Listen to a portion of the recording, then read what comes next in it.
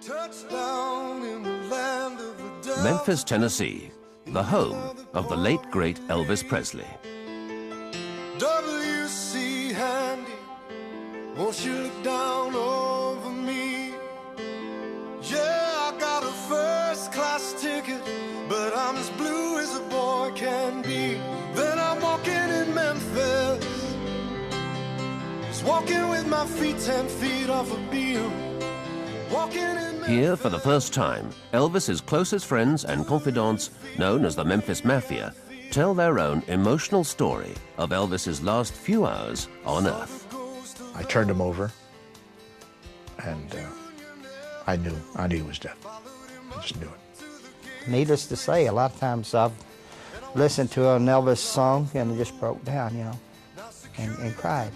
Elvis took drugs because he liked them. Everybody thinks of trying to escape anything. He just fucking loved them. And I get pissed off with the people that helped contribute to it, but I get pissed off at Elvis. He was a smart man, he knew what he was doing, but he denied it. I threatened the doctor. I said, if I ever see this man in this shape again, I will go all the way. Colonel Parker walks up to me. We stand toe-to-toe, and he stares coldly into my eyes. He says, the only thing that's important is that that man is on stage tonight. Nothing else matters. Nothing.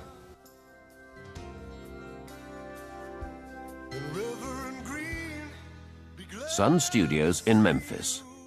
It was here 50 years ago that rock and roll was born. And so began the legend that is Elvis Presley. In the course of a glorious career, Elvis would take the world by storm, starting in 1954 with his first hit, That's All Right Mama. I'm leaving town, baby. I'm leaving town for sure.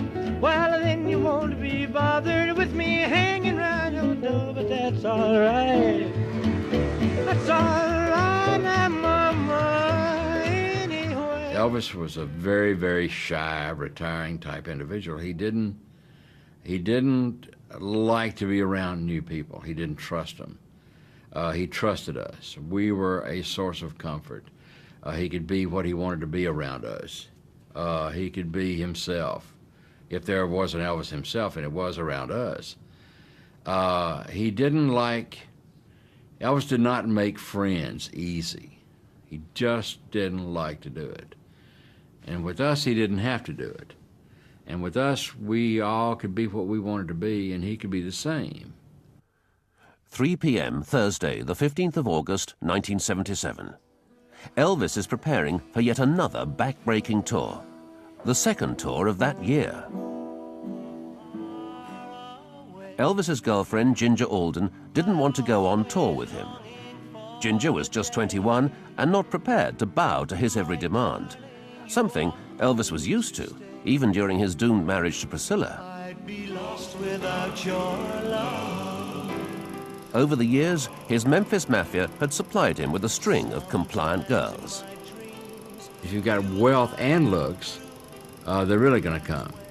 And they're going to come fast and hard. And what you have to do is on a continual basis weed them out, because you got to weed the squirrels out from the lambs, and the squirrels cause you more trouble than a lamb ever caused you. Not because they eat a lot of nuts, but it's because they're crazy, and this is the problem.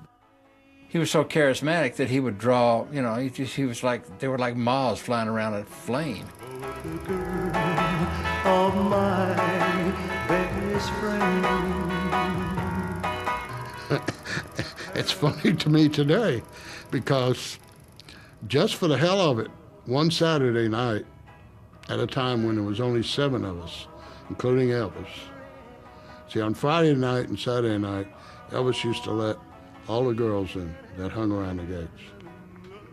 And one Saturday night, just for the hell of it, I was bored. So I went around the house and I counted all the women that were in the house with us 7 guys. And this is not an exaggeration. There was 152 women there. Man, I thought I was in heaven. What can I say? It was it was exciting all the time, you know, and I thought, man, you know, if this is a dream, I don't ever want to wake up, you know, so. But it had its moments too, but, you know, overall, if you look at it, it was such an exciting time. It was something new. Elvis was gifted with the fact that, you know, he was constantly looking for something new to do, and you never knew what this man was going to come up with, you know. The phenomenal part of it was that the screaming and the hollering, and you couldn't hear, they wouldn't stop. And it would, I mean, he could sing a number, nobody even knew what he said. It was just pandemonium, it never stopped. Elvis had a tremendous draw to him emotionally and physically, where you looked at him and you thought, that is probably about the best looking man I've ever seen, you know. And he just had a charisma about him. He had a way of pulling you in. People call it Southern charm. He had it in spades. 8 p.m., Thursday, the 15th of August, 1977. Elvis goes to the dentist in search of prescription drugs. He's accompanied by Ginger, Billy Smith, and Billy's wife, Jo. In the movie years, the drugs were in control. The sleeping pills and the uppers for the energy level. I couldn't take them every day. Not to be the goody-goody, but I just couldn't take that pill because I knew what it was going to do to me. Make my mouth dry, it was just going to make me wired all day, and I just didn't want to do it. But I had to take them sometimes because he would stay up to 3 o'clock in the morning, 2:30, 3 o'clock, and we get up at 5 to go on location, and there's no way, and you know, I learned from the very start, I sleep when he sleeps. Fire! On the way!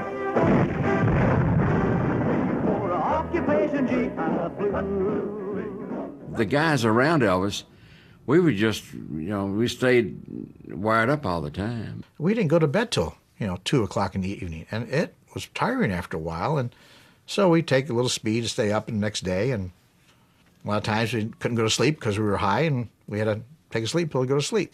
And we lived that way for a long time. We really lived hard, but luckily we were young, we could do it.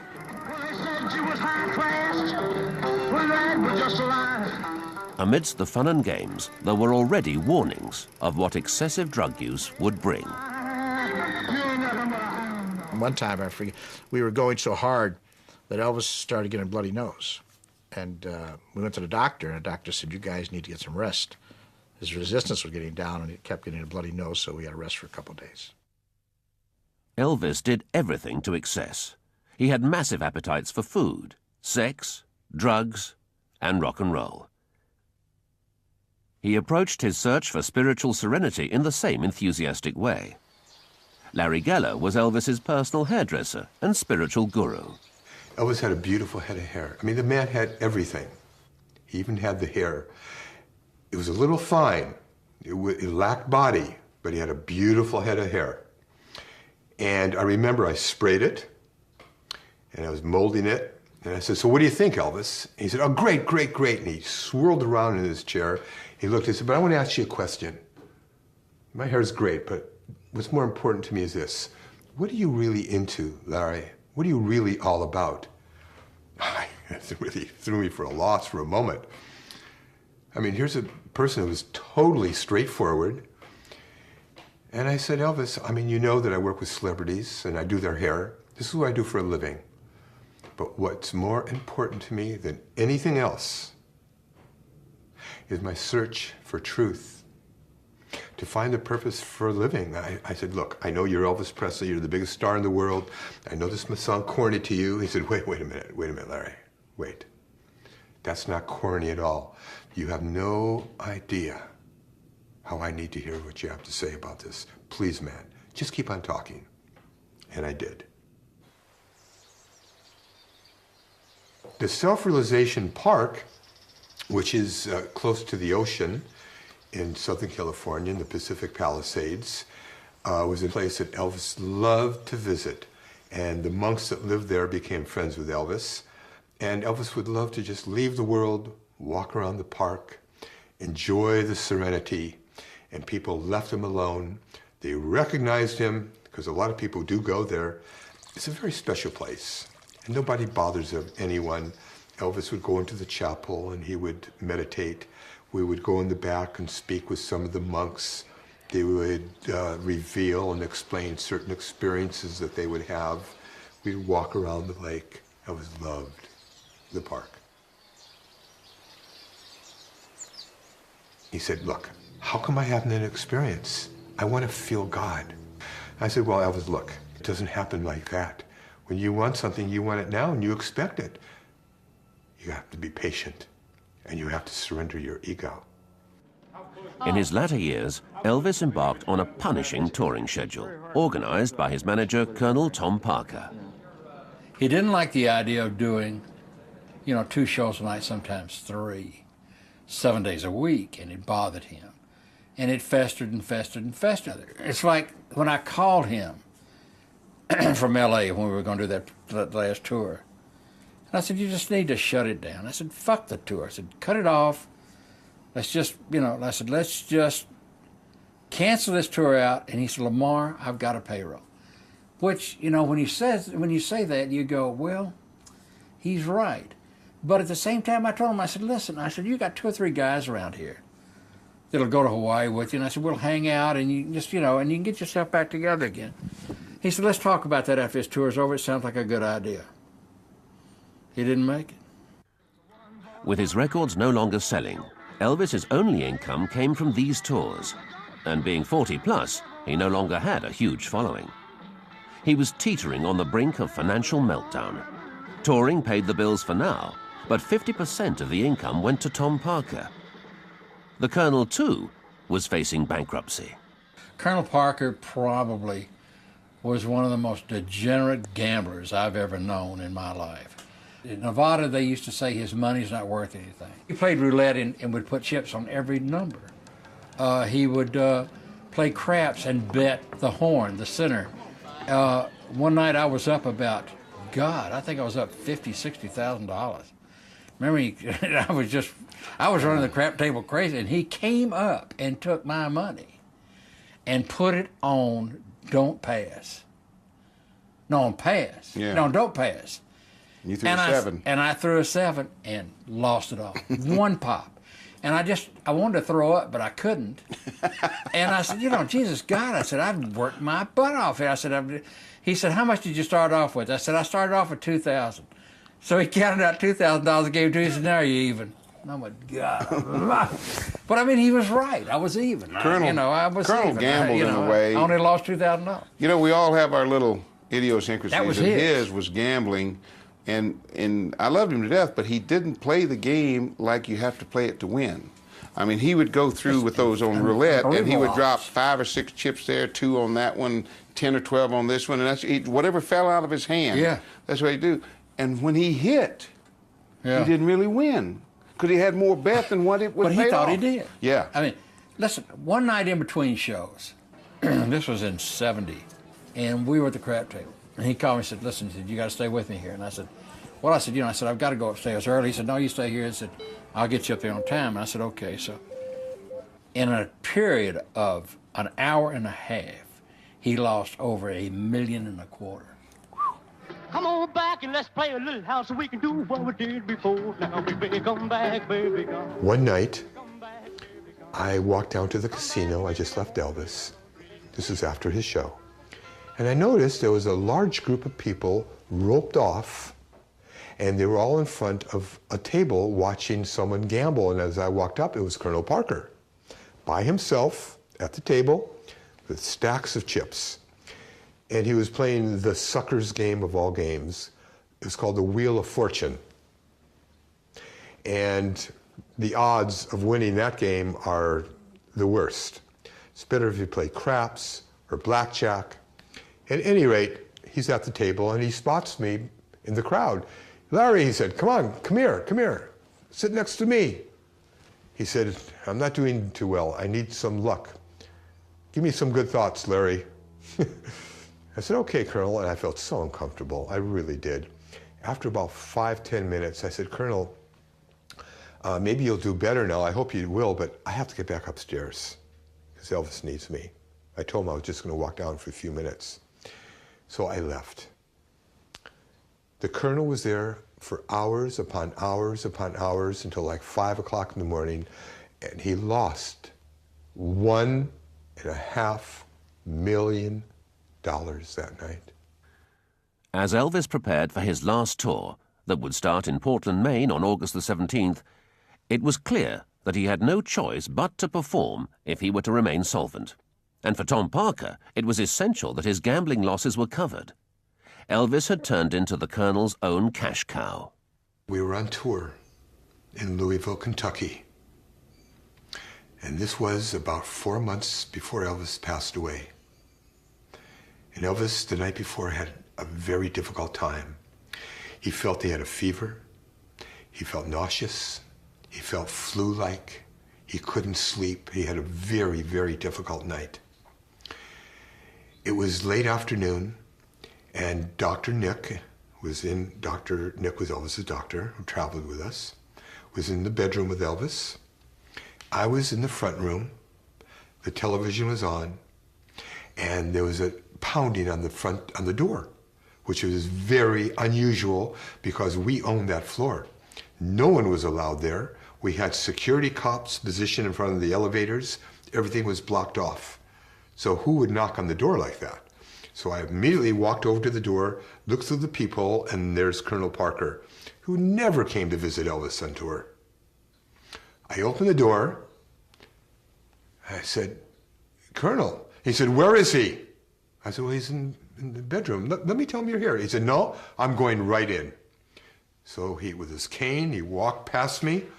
He opened the door, and this is what I saw. Dr. Nick was holding Elvis's head. Elvis is in the bed, semi-conscious, almost comatose. And he was moaning. He was in such bad shape.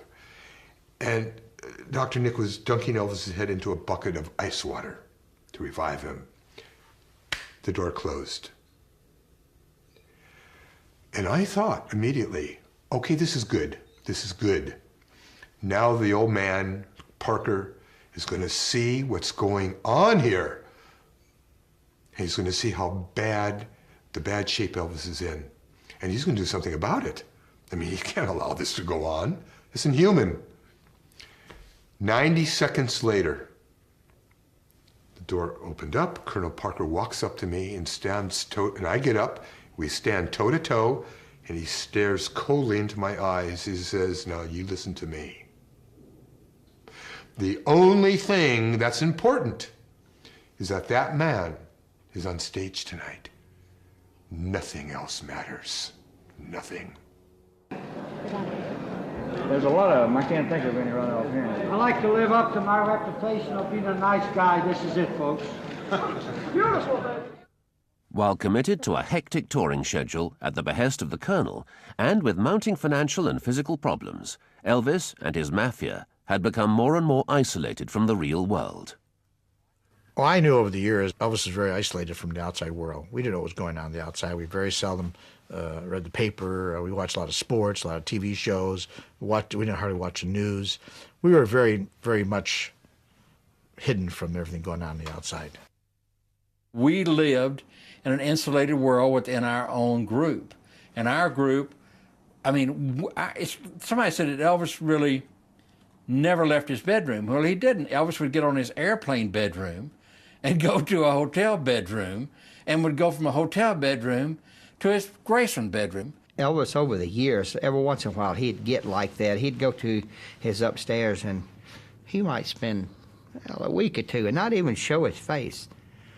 But that was only like a week or two. Now we're talking about months, you know. 10 p.m., August the 15th, 1977. The guys were assembling in Memphis for what would prove to be one tour too far. By the mid-70s, Elvis's drug habit had become a serious threat to his life. In 1975, what I had been seeing a little bit of the previous year or so was getting worse, and I was very concerned about his health. It wasn't like it had been before when he was taking the uppers and the sleeping pills. When he started experimenting with the, the down stuff. That's when we started getting concerned, all of us, not just me. The down stuff is like Demerol and things like that, pain medication that brings you and lets you down and you kind of just float, Dilaudid is like a synthetic and is 5 times more powerful than pure morphine, mostly given for cancer patients, terminally ill cancer that just couldn't handle the pain. But see, in his mind were not illegal drugs. These were prescription drugs. Now, the doctor's writing them for him. He's abusing them, but they're not illegal drugs in his mind. I got a call from Elvis saying, "Jerry, can you help me?" And I said, "What are you talking about?" And he said, I'm on the floor, I can't get up. And I said, "Who's there?" And he said, "Nobody." So I ran downstairs. I don't know what car I got into, whatever. Went to the doctor's house, and sure enough, Elvis was there. This was a proud man. And, he was even proud around us. And this broke my heart. And he was on the floor. So we picked him up, put him in bed. His legs really just wasn't working. I was hurt, I was angry, and I waited downstairs for the doctor to come in. And I said, "What the hell is going on?" He said, "What are you talking about?" And I told him what I'd just gone through. And he said, "Well, this liquid diet, and we're not giving him any drugs, we're just giving him placebos." And I threatened the doctor. I said, "If I ever see this man in this shape again, I will go all the way." I go upstairs, and Elvis is on a stationary bicycle. He's going full speed. She probably hadn't been out of the bed in 4 weeks, right? And Charlie doesn't know what's going on. He doesn't know about my meeting with the doctor and everything. And damn it, Charlie, when you get your medical degree, you can start telling the doctors how to treat me. And he was furious. Elvis took drugs because he liked them. There was everybody thinks that there's some sort of supercilious situation where he would develop this thing of trying to escape anything. He just fucking loved them. He loved drugs. I'm talking when he would sit and say, and I'd sit down and I said, "Elvis, you don't need to take all this shit." He said, "I need it." When a person has that mentality, there is no way you can stop them. They're going to do it, and that's the end of it. It's like I said, "I need a drink." You say, "No, you don't." "I need it." You can't. You're done. None of the guys were in any doubt. The drugs and ensuing health problems had changed Elvis both mentally and physically. Elvis had not been in good health for some time, and many of his physical problems were caused by his diet. Elvis had eaten typical Southern cooking all his life, mostly fried and deep-fried and refried dishes, a diet certainly not conducive to good health. He would eat crisp bacon, sliced tomatoes, mashed potatoes and gravy, and sauerkraut, believe it or not, and mix it all together and eat it, and loved it. And Elvis would eat stuff till he got tired of it, and then he wouldn't eat anymore. So he got off of it. The last year of Elvis's life, he went back to eating mashed potatoes, sauerkraut, sliced bacon, sliced tomatoes, bacon, sliced tomatoes, very crisp. And I said, "You know what you're doing here?" "What do you mean?" I said, "You're back, it's the way you used to eat in 57.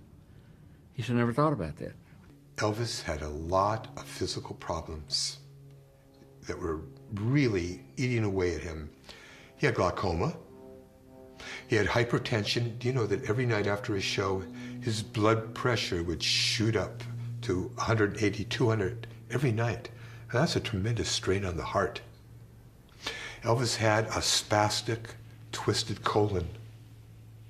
I can't tell you the problems that plagued him because of it. He also had his blood sugar that was a little too high. His body would start to get bruises on his leg. One night we were on tour, he tripped and fell down the stairs at the back of the stage and twisted his ankle. And he had a very difficult time after that moving on stage. Midnight, August the 15th, 1977. Waiting for the tour to commence, the guys knew Elvis was unhealthy, but they still believed nothing could touch or hurt him. August 15, 1977, I flew in from Los Angeles getting ready to do a tour. That next day, we were supposed to leave for Portland, Maine. And we were sitting around the kitchen talking, and Elvis was upstairs with Ginger Alden's girlfriend at the time, and Billy Smith was there and his wife, and they leave. We just ate dinner, a couple guys sitting around talking about tomorrow, what we got to do. I call upstairs, and I say, Elvis, I'm here, anything we need, anything I should know about, anything you need for tomorrow, and he was fine. Seemed very well. 3 or 4 o'clock, I don't remember exactly what time it was, but he called out at the house, and he said, would you and Joe come out, and me, you, and Joe and Ginger go down to the racquetball? I said, sure. So we met there about somewhere around 4:30, I guess. And it was Joe and Ginger, and then Elvis and Ginger, and then me and Joe, and then me and Elvis. And then time it got to me and Elvis, well, it done got down to silliness. It was no longer a racquetball game. Though we were getting exercise, we were trying desperately to see who could nail the other one with a ball, And then he finally swung so hard he missed, and he hit himself on the shin, and that ended the game right there. He went complaining about it hurting. So I raised his pants leg up there, and I looked at it, and I said, it's not bleeding. I said, it can't be hurting. Then he got into a kind of a melancholy mood. He went to the piano, and he was playing different songs for Ginger and us. And then that lasted maybe 15, 20 minutes. Lost in his music, it was as if Elvis was 21 again. If near or far away, I'm always longing for the day, my darling, you are home to stay. I'd be lost without your love. And then we went back to Graceland. I went upstairs, and I washed and dried his hair for him. And we talked in the bathroom. He even told me, he said, man, I'm going to try to make this the best tour ever, And he said, I'm going to try to go to sleep. I said, okay. I said, you need me, I'll be at the house, And I assumed he was going to bed. His mood swings were more frequent. Elvis Presley was always an upbeat person. He really was, and I guess that's one of the things, boy, that made you, like to be a part of that, because he was, and then to see him have these mood swings, more frequent, and it was scary, it really was, and I didn't like it. To be honest with you, I just didn't like it at all. I would say that Elvis started slipping after he accomplished that feat of the 1.5 billion people watching him live from around the world on that satellite show. From that point on, I would say it was just a slowly slide. No up and down, just slowly slide. I tried not to let his moods a lot of times affect my moods. If I did, we were both in the pits of hell at that time, literally. And so therefore, when I thought he was down, I was going to try to be up. And when he was up, I was automatically up. I was in tune to him. But it was difficult. It was hard, And you want to just say, God, man, come on. It's not too late, Get a grip in your life, and get away from the drugs, Don't use them. You don't have to. And take a little time off. Nothing's that impressive. You don't owe anybody anything. If you get rid of me tomorrow, and I told him that, and I meant it from the bottom of my heart, if you get rid of all these guys, they will understand. And if they don't, they were not your friends to start with. But take some time off. And he'd just look at me and say, I can't. I owe too much to too many people. We lived a wild and fast life in those matter of years that he was on Earth. So, like that song, you know, he did it his way. I'm not giving the song any credit, but I wish he would have changed and did it our way, but he did it his way. We could talk to him at times. He'd sit and agree. He'd say, yeah, I'm going to change my life. Yeah, I'm not ready. I'll do it when I'm ready to do it. And we all had that hope because the last vacation in March of 1977, we all went to Hawaii. We had a great time. He was in a great mood. He was out there on the beach having a good time. He was overweight at the time, but he was smiling. We thought, hey, this is a good chance. You know, he cleaned his act up for about 30 days or more. But then all of a sudden, boom, right back again. At Graceland, Elvis now faced the grind and rigors of yet more performances, with the backup of his friends.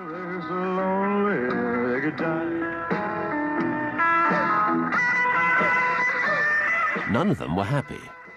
Elvis's decline had accelerated. When I see him on stage performing in the manner that he started performing there at the end, where he wanted to do the best show he could, but with what he was, nothing left. Where he was at, he was really burning, and the light was getting dimmer. I must say, this is painful for me, that when Elvis came on stage, he gave such a, I mean, the guy, whoever has not seen Elvis live has missed the greatest entertainer of the 20th century, the greatest star of the 20th century. But when I saw him, my heart sank because I knew that something was wrong. I could see it in his eyes. I saw it in his face. I said, he can't last like this another 5 years. We were all very frustrated. But we all could do, only thing we could do is that. We can't, he's 42 years old. You can't force this man to do anything. You know, people say, why didn't you guys have him committed? How could I have him committed? He's 42 years old. I can't have him committed. Even his father couldn't have him committed. You know, you can't prove he's crazy. Your hands are tied. Your hands are tied. I didn't lay back in the later years. That last year and a half, I didn't lay back. I said what I wanted to say.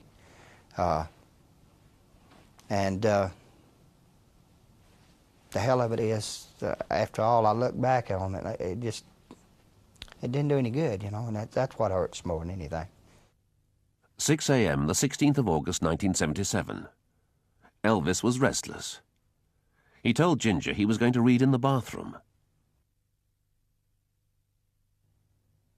2 p.m., the 16th of August, 1977. Ginger went to the bathroom to check if Elvis was okay.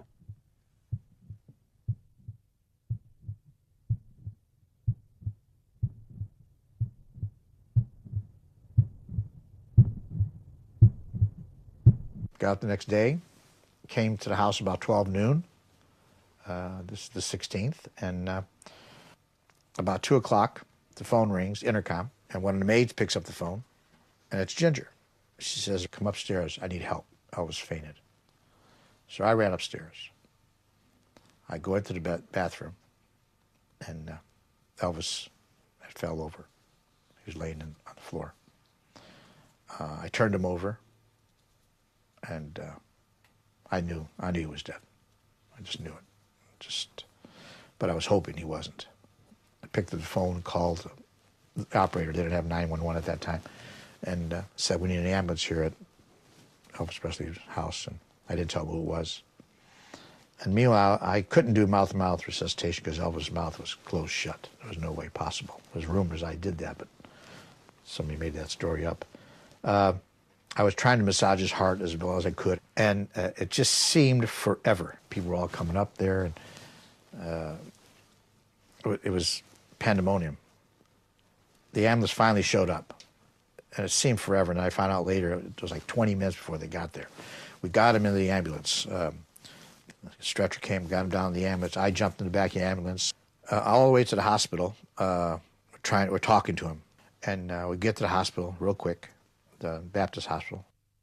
Got there and they rushed him into the emergency room. I tell you, it was tough. And 30 minutes later, about 30 minutes I would think, doctor came into the room and he said, Elvis has left.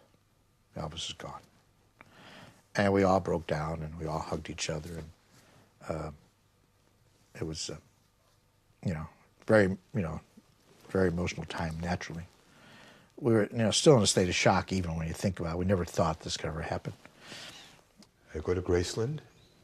I pulled into the gates, and Elvis's uncle says to me, Larry, did you hear what just happened? I said, no, what happened? He said, Elvis just died. Well, wait a minute, what did you just say? He said, Elvis just died. I look up at Elvis's bedroom, and I looked at him. I can't begin to tell you the state of mind that put me in. About 1:30 or 1:45, the phone rang, and it was my cousin Patsy, who is Elvis's double first cousin and my first cousin. So she had called out there, and she said, "Oh my God," she said, "Elvis is dead." And I said, "Whoa, wait a minute, Patsy." I said, "What do you mean?" I said, "Is he gone to the hospital?" She said, "Yeah, they've taken him to the hospital." I said, "He's been, in the hospital before." I said, he'll be all right." She said, "No." She said, "He's dead." There was a PR guy from the hospital was there with me. He asked me, he said, "Do you want to make the announcement that Elvis is no longer with us?" And I couldn't do the announcement. I couldn't make the announcement. The press, I told the PR guys, you do it. I can't do it. And God, we're driving down, and the radio's on, and they play an Elvis record, and the disc jockey says, "By the late Elvis Presley." I literally went berserk. I realized I'd never see Elvis Presley again. And it's the first time I realized it. And I hit this wall so hard, I crushed my hand. I had to have an operation. Still have scars. And Colonel was on the phone to Joe. And he was saying, "Yes, I know, and you need to do this, you need to do that." So he hung up the phone, and I was leaning on the television set. It was on a stand.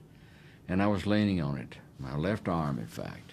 Things become really indelified in your mind. And he walked up within probably 8 inches of my face, 10 inches, and he said, "You got to go back to Memphis. Elvis is dead." And I looked at him, and it hit me like a sledgehammer. And I looked at him, and I said, "Listen," I said, "you know what?" I said, "You finally ran him to the ground, didn't you?" And he got mad at me. I said, "You know what I'm talking about." I said, "Y'all wouldn't let him up. You kept working him. You kept working him." He said, "You need to leave." And I said, "Yeah, I'm going to leave to keep from knocking your damn teeth out." When they brought him, to the house and all the next day, I had some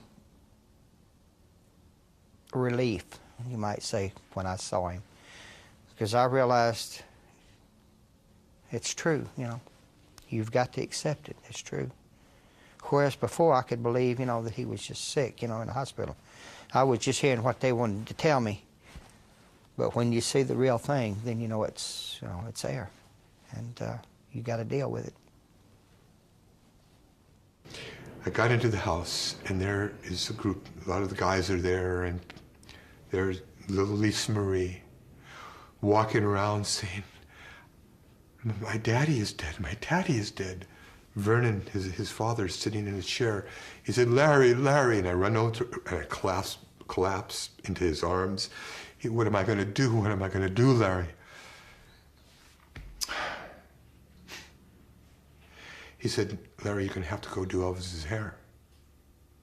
You got to go to the mortuary, Larry. You got to, he knows, how he would like to look."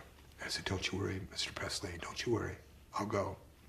And I would have never, ever thought he would have died. We all talked about it, but he's too strong. He was too strong of a person, we said. He's going to change his life. And he didn't. It was tough. It got to a point where a lot of guys didn't want to talk about it. I think that he had so much to give. And here it is, he hits the floor and died by himself. And I think that's horrible. I think that, nobody wants to die. And nobody wants to, especially die alone, I don't think. It'd have been so nice if we all could have been around him. But I mean, as it was, he fell forward on the floor and died. It's horrendous. I was led by these police officers into a brick building that was very cold, very dark. It was a long corridor. I walked down this corridor, and all I could hear was my heart beating, thumping, boom, boom, boom. And I stopped in my tracks because I saw what was in the other room. There was a table. I saw a body on the table with a sheet. I walked into the room. There was Elvis. I walked up to him. I stood right by his head on this side. Charlie Hodge stood on the other side. There was a few morticians in the room. And there was a silence for a long period of time. I just looked at that face, that beautiful, magnificent face. Now I had to do his hair. And the next shock kicked in. We were off tour for 6 weeks. We had a hiatus period. There was a regrowth, half an inch, so. All white hair. I didn't bring my dyes with me. I'm thinking, oh my God, what am I going to do now? There was a lady there, and I said, do you have your mascara with you? And she did. It was a little black, thank God, mascara, with a little teeny brush. So I smeared it all around, blended it into his black hair that we dyed black, and it worked. It took me a good 45 minutes to an hour just to prepare his hair, because first of all, Elvis was lying horizontally. His life force left the body, so there was nothing there. So I had to work on it, work on it, work on it, which I did. At a certain point, the morticians who were applying makeup to his hands and his upper body like they do, they pulled the sheet down. And Charlie Hodge screamed. He said, what the hell are you, how could you do that in front of us? So the crisscrossed autopsy scars. They covered it back up. And over the years, you know, the big story, Elvis might be alive. Oh, how I wish that was true. I worked on his body. And I've worked on his body thousands of times. It was Elvis Presley. That's it. There's no doubt about it. And memories just started cascading down. Memories of the first night that I met Elvis, telling me how I must have been plucked out of the millions and millions of lives to be Elvis. There has to be a reason. And things of the last 13, 14 years. It was so unbelievable, so surrealistic. At a certain point, I thought, no, wait a minute, this isn't real.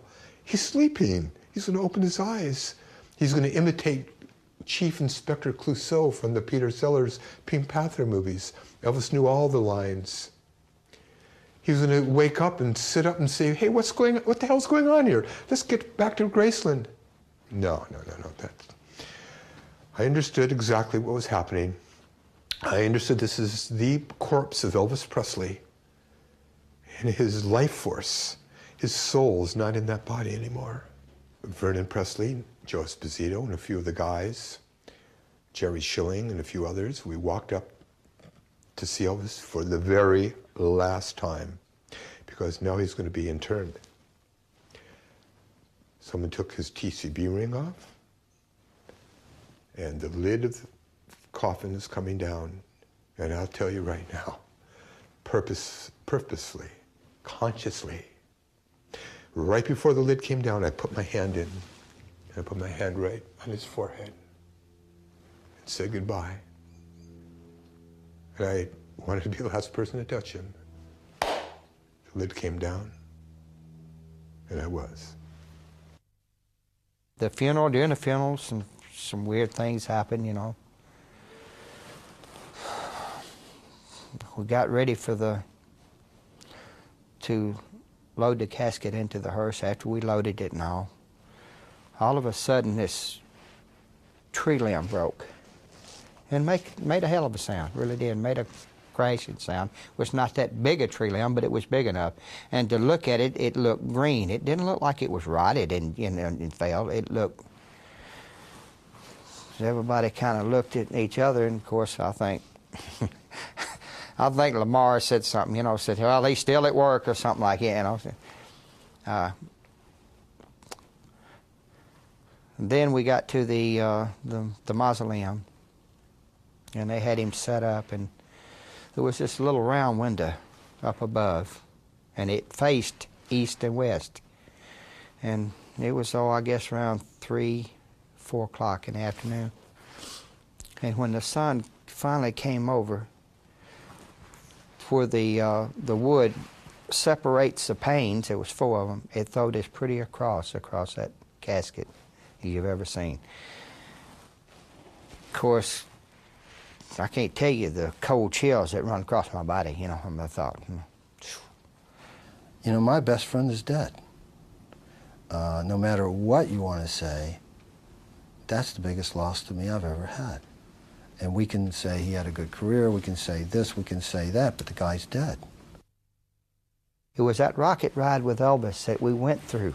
It was such a part of life, and a fascinating one at that.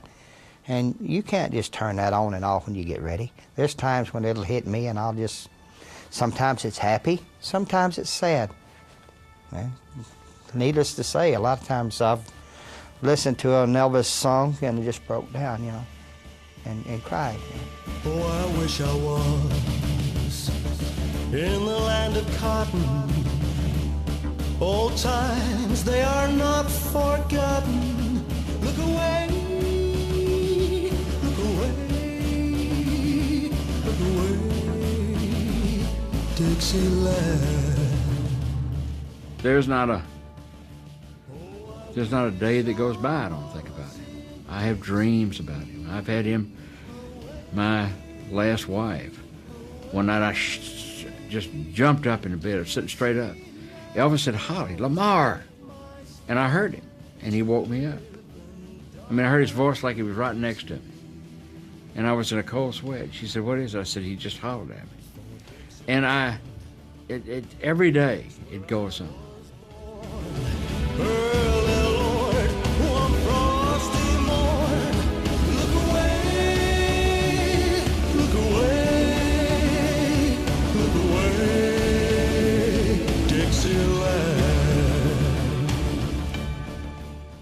Still get very pissed off about it.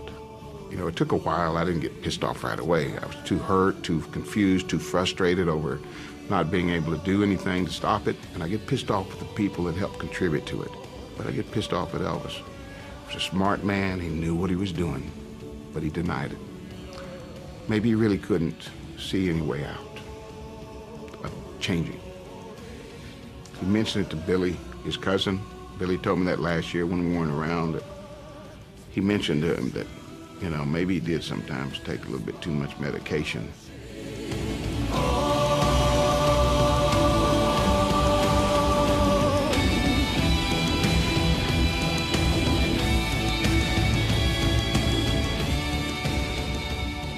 I was angry about his death. Elvis, I thought he had no right to die. I thought he had no right to die at that age. I think that he left too much on the table. If anybody ever left too much on the table, Elvis did.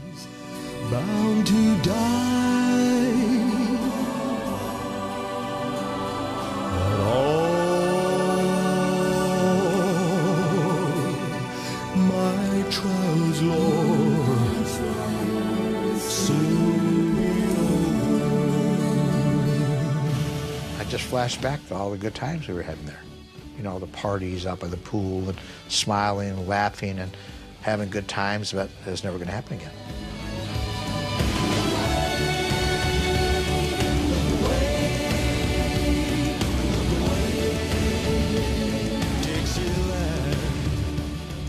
I spent about 20 years trying to make up for it after Elvis died, make up for all the things that I didn't do with my family when I was taking those pills and when I was with Elvis.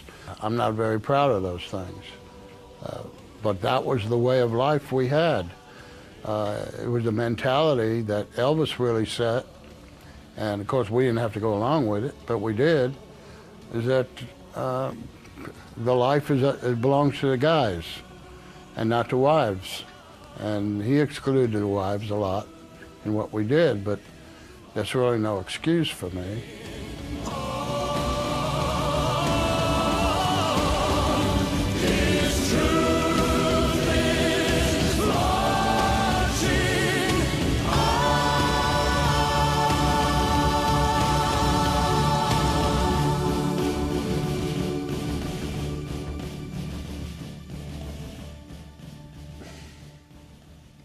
The impact upon my life has been so profound. Not just meeting Elvis and working for him and having the unique relationship that I did have with him, but his death. You know, the day he died, and then I went to the mortuary to do his hair, I thought to myself then and there, I'll never be the same again. And I haven't been.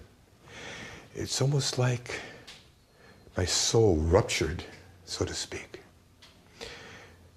Yes, you know, you come to terms with it, but it stays with you.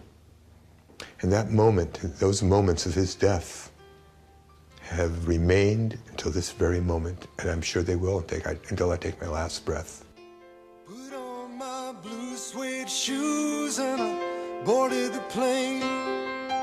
Touchdown in the land of the Delta Blues, in the middle of the pouring rain.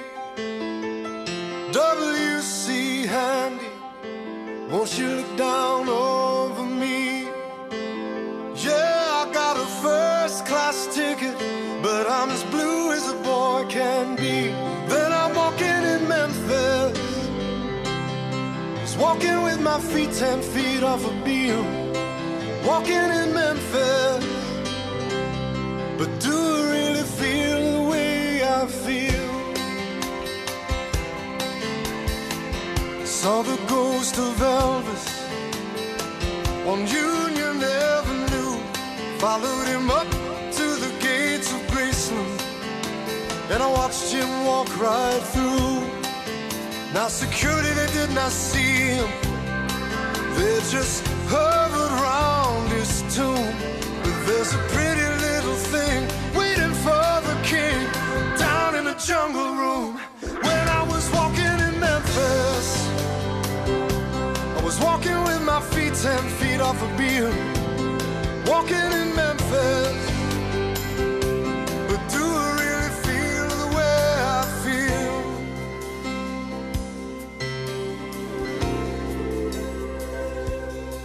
They've got catfish on the table, they've got gospel in the air, and Reverend Green, be glad to see you when you haven't got a prayer.